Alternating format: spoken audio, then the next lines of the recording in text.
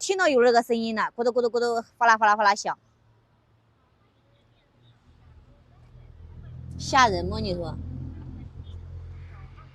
哪个屁地方的轮？你说？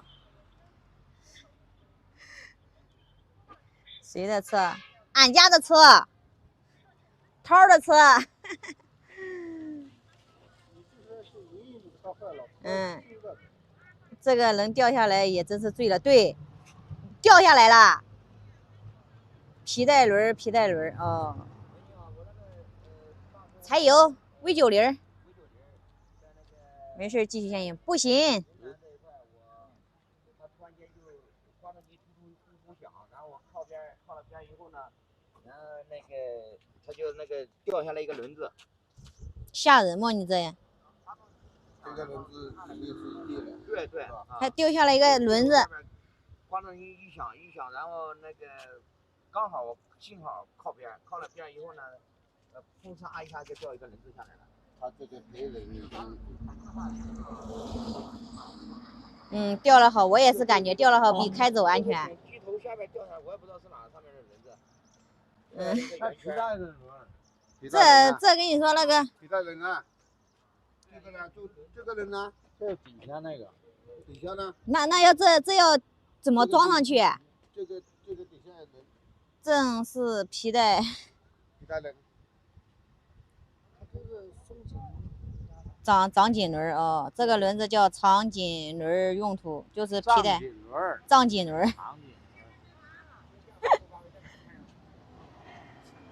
藏颈轮，我们中国说叫藏颈轮。看来车质量还有待提高，老百姓不该买的就是这些原因。哎，什么车它都有。是在那个驾驶室前面玻璃前面吗？对。W 不是 NA 大车很多。126。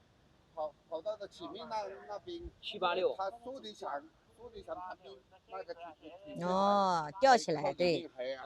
皮带张颈轮，那里面很大。大写字母你停的这个地方有小车大车在那里路过，我们宁可2人比在那里。我们现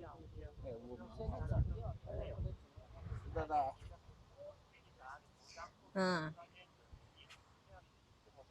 不能走，只能4S来救援或者拖车回修。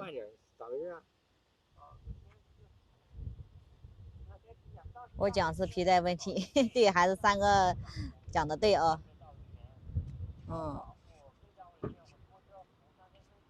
找个螺丝拧上就行，那能扭到上去啊？你都不知道在哪个地方，你咋扭啊？好的，行。云南省。大哥，你这里是云南省哪个地方啊？云南省什么地方？我们这里啊。我那个车坏在这里了，我叫4S店。